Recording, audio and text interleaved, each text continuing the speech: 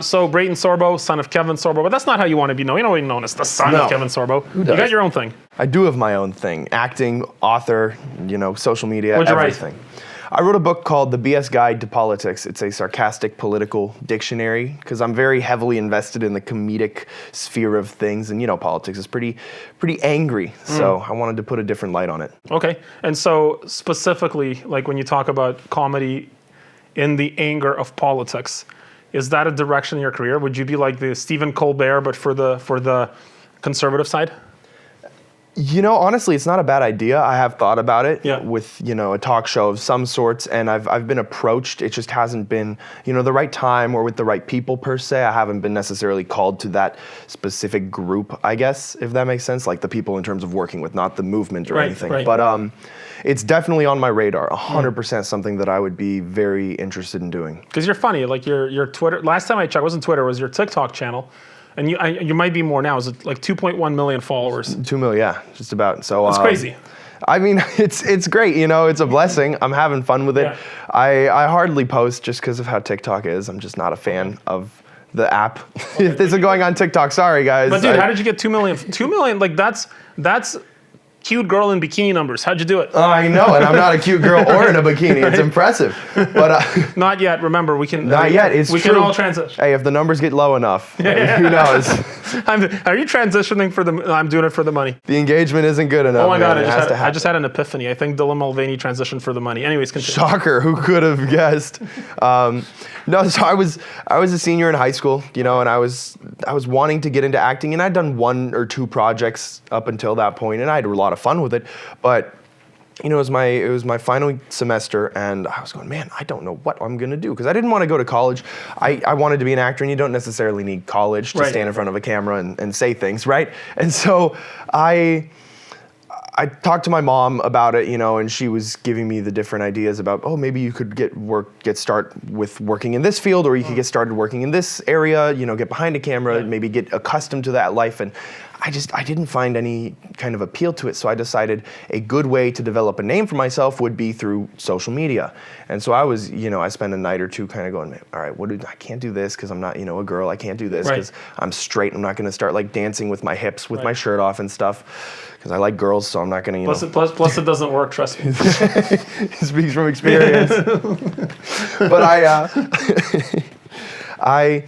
I just decided the one thing that I was familiar with was comedy because I was a class clown and not a successful one by any means. I definitely failed. Not like those bourgeoisie class clowns and the, the ones that get thrones. Anyways. Yeah. Oh, I wish, man. But hey, I've always said my target audience for my jokes is me. So if someone else finds it funny, that's just a bonus. And so I started telling jokes on TikTok, and my third ever video, just one a day, my third ever video, day 3, blew up. Maybe 100 views on the first one, 1,000 views on the next.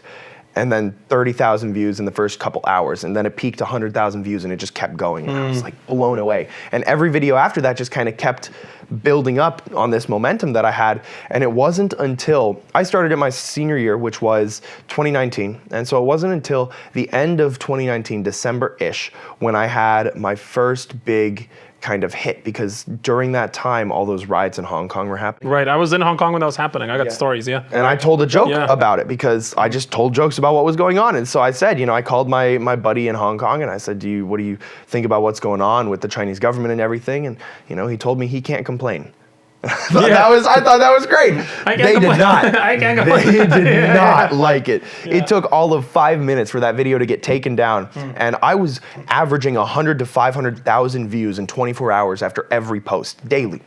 And so my growth was just, it wasn't, 1 million subscribers or followers overnight, but it was very, very steady. I never really had dips. I had good spikes, and it would always return back to normal where I would average about 100,000 followers a month, which is pretty good, all things considered. People are lucky to get 1,000 a month, if that.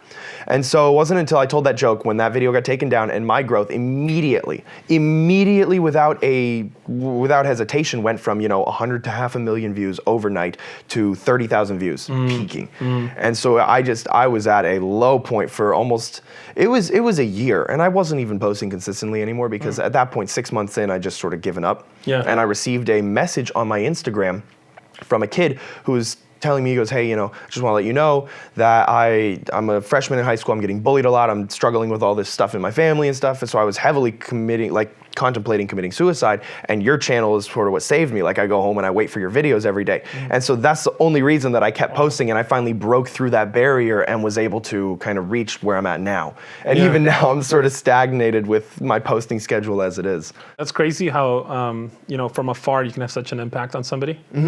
Nobody's ever written that to me, which makes me wonder not how many lives I could have saved, but how many people off themselves because of my content. What you're responsible for? We have Oh, no. It's called a false negative. We got one here. Oh no, man. That's messed up. Well, I like I'll tell you, I was in Hong Kong. We have an office in Wan Chai on Johnston Road. And I was staying at the Ibis Star Hotel, the greatest hotel of Wan China. It's just really close to our office. And I really like that hotel.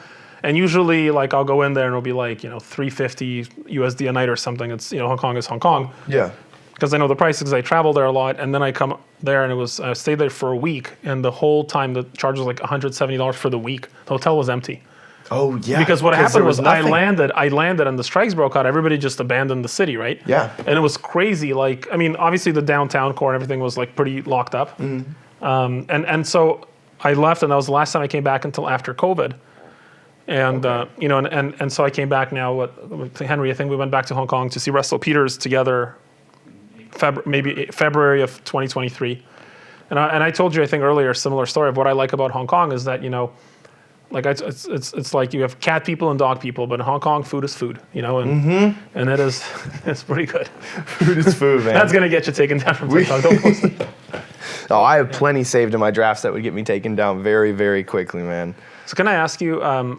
This is the question probably a lot of people want to know, and it's a cheesy question, but it needs to be asked. Growing up as the son of a very famous actor, like your dad, man, I remember very well. It was Vancouver for me, 8 p.m. Simpsons were 7:30, 8 p.m. Hercules, 8:30 Xena, or was it 8 and 9? I can't remember if it was an hour. Maybe it was an hour-long show. But anyways, I remember I always stayed up for Hercules, and I was one of the few kids that actually liked Hercules more than Xena. Yeah. Because I think I was just I hit puberty later, and then when I did, then Xena became very popular. Well, shocker. Right? That's what I said. Anyways, and so growing up as the son of a very famous actor, what are some unique experiences with that? Oh man, I have a rap sheet of, I'll go through a few. I was homeschooled from second grade onward, which means I spent the majority of my childhood on movie sets and traveling to all these really cool places and getting to meet all these really cool people, and so I've been very lucky with that. Obviously, I don't take any of it for granted. I started working with my dad when I was 11 years old, going to Comic-Cons with him, and I would be the one to handle the money and sell the stuff, and I'd be like, oh yeah, it's this for this, and then the combo's this much, and So I've got the experience of, being able to market and being able to kind of learn even when I wasn't necessarily in school, right? And so I'm super grateful to my parents for homeschooling me and putting me through all of that, obviously, but I gotta say, one of my favorite encounters was with Anthony Mackie, who plays the Falcon, and we have a guest here. Hey, what's up? He's like, were you talking about cats and dogs? Yes. Let's leave him in. He's cute. Let's continue. Come on over. I feel like an evil supervillain. Yeah, that's right. So my best encounter was with Anthony Mackie, who was the Falcon in the Avengers movies. Okay. And he's a very well-known actor, but I was at a Comic-Con, I want to say it was in Ohio, and they had a very weird setup. Normally they put a Comic-Con row of people. They have all the actors on one row, and then they have all of the comic book artists and the voice actors, but they had us in squares. So they had one table facing out, one table facing out, one table face. It was weird, and we were just in the middle of the floor. Looking out. Well, some of the actors. You were looking in. Well, some of the actors were looking in. They were here looking in at each other, and then on the opposite side, they had the counterpart looking out. It was such a random setup, but it was a good convention. And I remember we were here. Dean Cain was next to us, and Anthony Mackie was right behind us. So he was facing in. And I remember I was 17, so it was my junior year of high school, almost senior year. And I was talking with him, and we just became good friends going through the green room and stuff. And there were a lot of great people there, but he was the one that stood out because his volunteer was a very nice lady in her late 20s or something, big, nerd kind of Comic-Con lover. And she was talking to him about how, dating is hard in the world now and stuff like this. And he looks at me and he goes, well, what about Braden? She goes, he's 17. He goes, you could wait a year or two. What's the harm in that? And that was just probably my favorite encounter because he was just such a cool dude. Like, he was just so relaxed, He was awesome. Are you going to finish that story? I'm sure that's funny. Man. So you get to meet some cool people.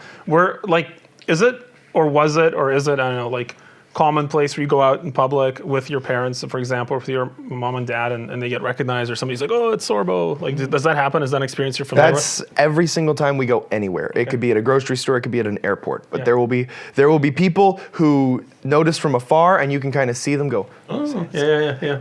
And they kind of point as he walks by, and then you get the people that come up and they're like, you look like an actor. And then you get the people who are just balls. They go, you're Kevin Sorbo, aren't you? Yeah. It's like, yep, I'm him. Yeah. Well, we'll get every sort of reaction in the book. And my favorite are kind of like the grandmas and grandparents that come up and they embarrass their kids. Because they're like, hey, we had a guy come up to us I could swear, right? Yeah.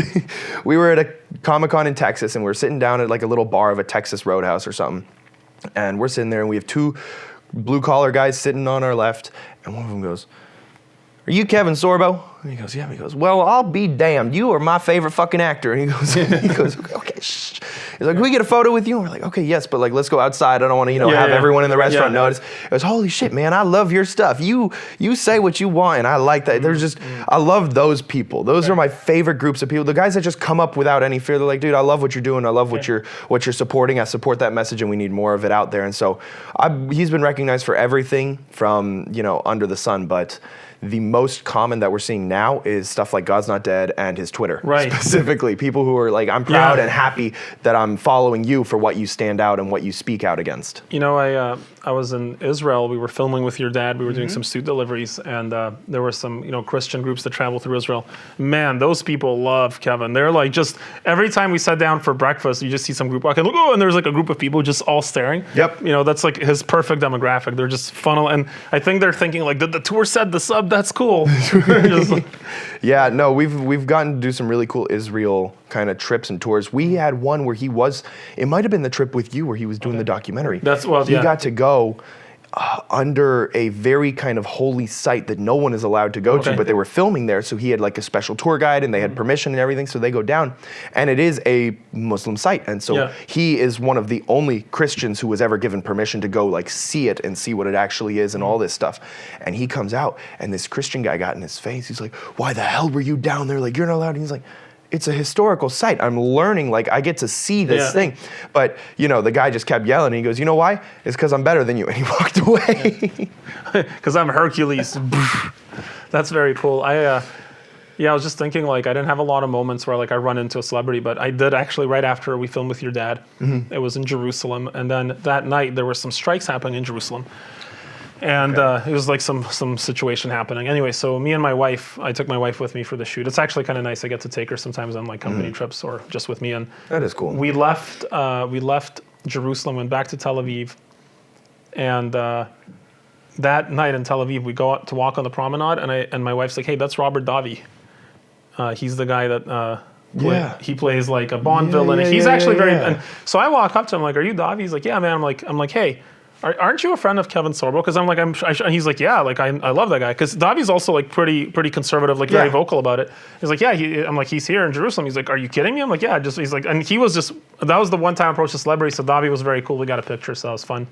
That is cool. An interesting story. The first time I ran into a celebrity, true story, was Avril Lavigne in Toronto Pearson Airport. What? Yeah, Avril Lavigne, and it was again the singer. Yeah, and it goes back to Israel. I was on a trip to Israel. I was 20 years old, so this would have been 2003. And her song, the "Chill Out, What You Yelling For," that one. Yep. That had just come out, so she was like known in Canada because Much Music was playing her in Canada, but she wasn't like massive yet, right? Yeah. And I remember just standing at the airport, and this little girl, she was tiny, she was like 5'1". She's tiny, and I just remember looking at her, and she's standing with these guys dressed up like punk rockers, and I actually like grew up on punk rock. Like that was the music I Yeah. listened to. So I'm standing the whole time, and I remember thinking, like, who are those posers? Like they're trying to pretend like they're punk rockers because they just look like what a guy trying to look like a punk rocker would Yeah, look exactly. like, which is exactly Avril Lavigne's band. And what most people in the early 2000s dressed like. Right, well, that's actually true. Yeah. You know, the T-shirt on top of like the dress shirt over the T-shirt. Anyways, Yeah. the whole thing. So I walk up like, "Are you Avril Lavigne?" And she looks at me. She's just like,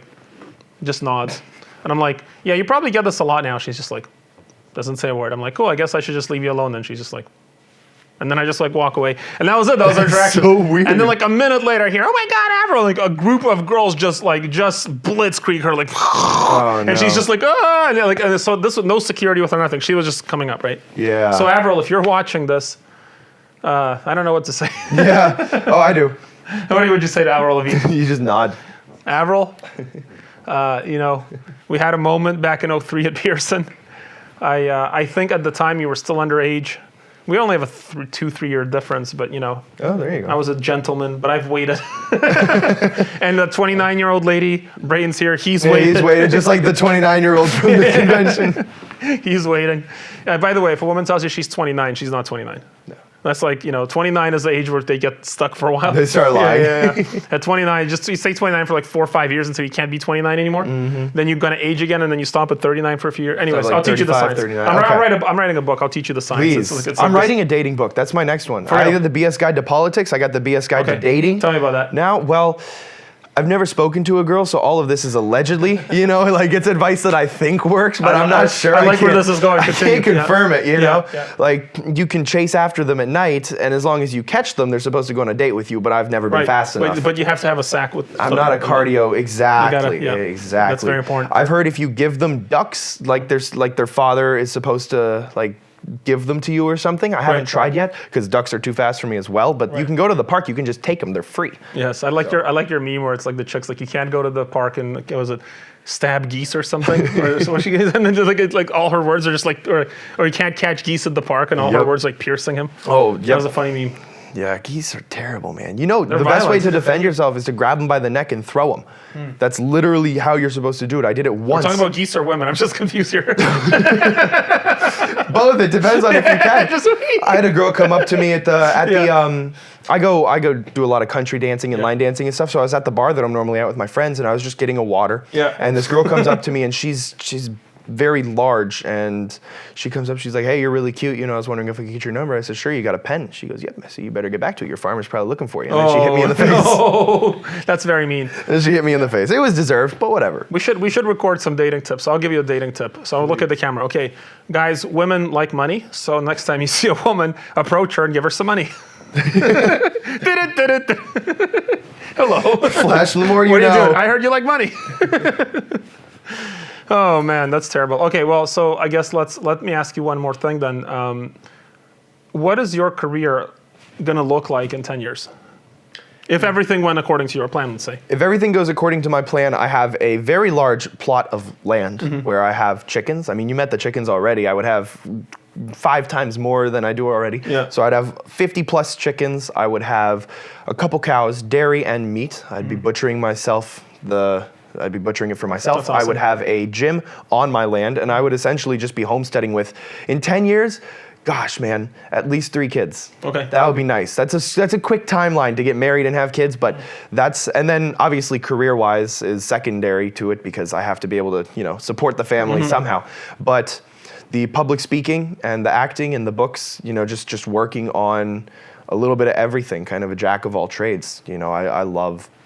I love entertaining people, and so whether I do that in front, standing at a podium and speaking to the audience, or behind a screen on a camera, that is the goal for my life, is to entertain people, make people laugh, have people realize that nothing has to be as serious as it is all the time. It's good to smile every now and again. Well, if you need a farmhand for your land and I don't know, somebody with big, strong arms that can sweep. Yeah. I think there's a lady you met recently that She'd be good for it, man. just that was that's actually a lot of I grew up in the Soviet Union, which is not a cool place. No. It gets romanticized a lot, but man, It gets that place- cold.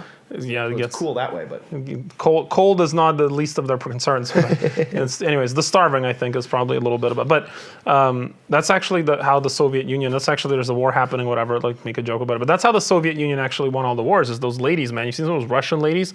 The moment they turn 40, man, they get big and they go sweeping down the streets and sweeping chimneys. Anyway, so when the soldiers showed up, they just beat them down. I think that's what happened. That's the unofficial version. it's like the German women carrying like 6 Weiss beers all at once. Yeah, maybe I have to go to Europe and find a wife. What is it with these World War II countries and their gigantic women? Maybe I have to go find a wife in Europe somewhere. Okay, so I'm going to tell you. I think America's letting me down. I'm going to tell you a theory. Yeah, American women. So I grew up after we moved in '92 to Vancouver. I grew up mostly in Canada, and I knew from the time I was maybe 13 or 14, I would never ever be married to a North American girl ever. Like it was just such a undermining what I believe to be the right way to approach a relationship. Like, and I understood that it's not like I was in a position to be a catch or anything. Like I was, young and poor and I had to work my way up, whatever. But I believed that I could work my way up, that I could be somebody, and then, but the way that, the North American ladies were, man, like I'm back in high school, and now it's actually gotten worse now, which is crazy to me. Oh my gosh, yeah. And Significantly. It's crazy. Like, and when you're a young guy and you're like, I want to have a family, I want to have 3 kids, you probably sound like an alien to a lot of young women. Oh no, I want 8. I sound like a freak to right. a lot of Dude, women. I got 4. See, I want basically I want an army of fully self-sufficient children, let them do the farm. I mean, that's what they're there for. That's what you have kids for. You put them to work. On a farm. Put them in the rice fields. But I was saying, but if you go to like Eastern Europe, and you're welcome to visit us in Estonia, which is Eastern Europe, you go to like Poland, Estonia, Ukraine, all these countries, and the women are just some of the most beautiful women you've ever seen. And I know why that is, and I'll say it, and I'm going to get banned for this somewhere, but so what happened was, and people don't know this, like the generation after World War II and during World War II in Eastern Europe had no men. Keep in mind, the Soviets lost 20 million men during the war, right? Yep. And so the ratio was 10-1 women to men. That was the ratio, right? So the guys that like were capable and still functioning and stuff, the competition for men was so high that men could just it reversed the marketplace. So men became hypergamous instead of women. Yeah. So like men could just, if you have 10 women competing for you, all you're gonna choose is just looks. You can get So all these babies that were born after World War II, who were they born to? Just the most beautiful women and the most cunning, like brutal men. So you have, and people are like, why are all the Eastern European women so beautiful? It's like, because all their mothers, the ones that like ended up having kids, were just the pick of the crop, the top of the top. Cream of the crop. And so their fathers were war survivors, so they're strong. They're strong, very secure guys. Crazy, right? Great, yeah. Yeah, and people don't realize it's like the Germans did the opposite of what they intended to do. Is they literally created somewhat of a super race. I was gonna say they wanted a super race, right? But it was just the enemy, not the side. Yeah, not the side they wanted. And what's interesting and crazy about it, and I kind of told this to some guys that are like, you can't say that. I'm like if you have a son, let's say in 10 years and 7, whatever that time frame is, and it's like, tell your son to go find a wife in a post-war country, like a country that was in a war the generation before, is going to have ridiculously beautiful women. And I don't think I'm allowed to say it. I'm not a geneticist or a scientist. It's not wrong, though. Prove me wrong, man. Put it in America. America was post-war, but the thing is, it backfired for us. We didn't get what they had, where it was like the cream of the crop, whatever. We have, just the decline with everything now. Well, except Kamala Harris. No, God, I'm gonna puke. All right, interview over. I was hungry. I lost my appetite. God, I'm gonna go wash my mouth. God, that's horrible. All right, man. I appreciate you. I appreciate hanging out with you a little bit. I'm sure that our audience is actually pretty interesting. So we're a suit company, and our clientele and the people that watch us online are very different. Like our clients are like old rich guys, and we love them. Our audience is like kids and people aspiring, because they see luxury, they see nice watches, they see cool suits, et cetera. But they know you because I saw that when you posted a joke and you tagged us on TikTok, we got quite a few followers from that. And of course, they were then like vastly disappointed in the further content that we put out. But maybe that was the plan. So I appreciate you and I appreciate hanging out with you, man. Thank you for having me. Camera handshake. That was awesome.